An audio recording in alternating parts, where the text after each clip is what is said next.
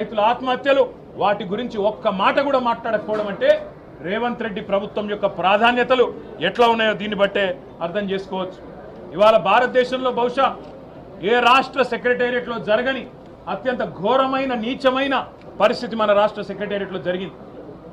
20% commission ఇయ్యందే ఇక్కడ బిల్లులు వస్తలేవు అని చెప్పి కాంట్రాక్టర్లు ఆర్థిక శాఖ మంత్రి ఉప ముఖ్యమంత్రి గారి ఛాంబర్ ముంగట ధర్నా చేసే పరిస్థితి రాష్ట్రంలో బహుశా ఎన్నడూ కూడా గతంలో లేదు, మరి భారతదేశంలో కూడా బహుశా ఎక్కడా లేదని నేను అనుకుంటా ఉన్నా. ఇవాళ 20% కమిషన్ తప్ప విజన్ లేని ప్రభుత్వం ఇది.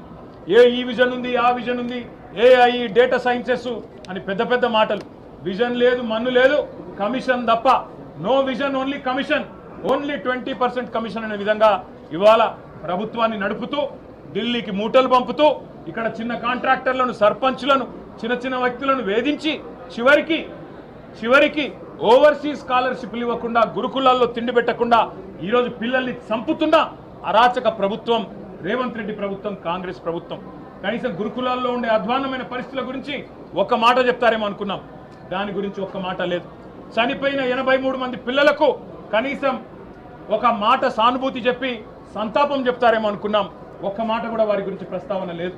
అదే మాదిరిగా ఇంకా విచిత్రం, 10 ఏళ్లలో కేసీఆర్ గారి ప్రభుత్వం ఆనాడు 4,17,000 కోట్ల అప్పు చేస్తే, 4,17,000 కోట్ల అప్పు చేస్తే అంటే సంవత్సరానికి 41,000 కోట్ల అప్పు చేస్తే అప్పులు అని గుండె బాదుకున్న కాంగ్రెస్ సన్నాసులు ఇవాళ ఒక్క సంవత్సరంలో 1,62,000 కోట్ల అప్పులు తెచ్చిన విషయం ఒక మాట చెప్తారేమో అనుకున్నాం.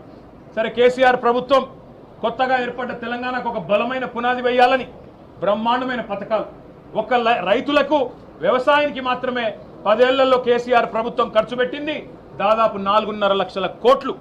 రైతు బంధు రూపంలో 73,000 కోట్లు, రుణమాఫీ రూపంలో 28,000 కోట్లు, ఇరిగేషన్ ప్రాజెక్టుల రూపంలో, అదేవిధంగా వ్యవసాయ పనిముట్ల రూపంలో, మెకనైజేషన్ రూపంలో, డ్రిప్ రూపంలో, సబ్సిడీల రూపంలో, ఉచిత విద్యుత్ రూపంలో మొత్తం 4.5 లక్షల కోట్ల రూపాయలు తెలంగాణలోని 70 లక్షల మంది రైతులకు ఇవ్వడం వల్ల ఇవాళ భారతదేశంలో తెలంగాణ వరిధాన్యం ఉత్పత్తిలో నెంబర్ 1 అయ్యింది.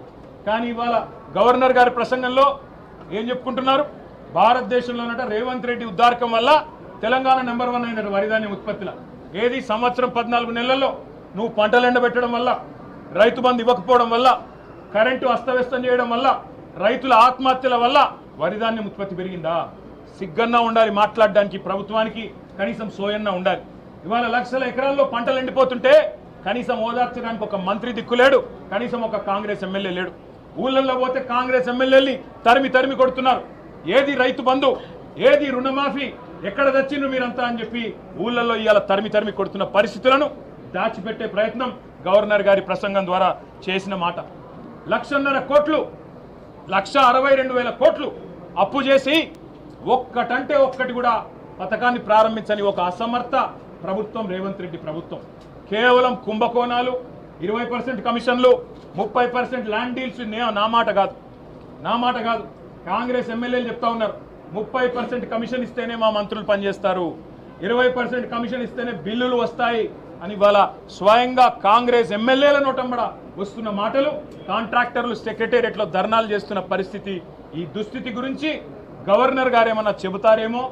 అవినీతి రహితంగా ప్రభుత్వాన్ని నడిపే ప్రయత్నం చేస్తాము, ఢిల్లీకి మూటలు పంపేదానిలో బిజీగా ఉన్నా, పదవులు కాపాడుకోవడం కోసం ఢిల్లీకి మూటలు తప్పకపోయినా కనీసం ఇకనైనా సర్దుకుంటాము, సరి చేసుకుంటామని ఒక్క మాట చెప్తారేమో అనుకున్నాం.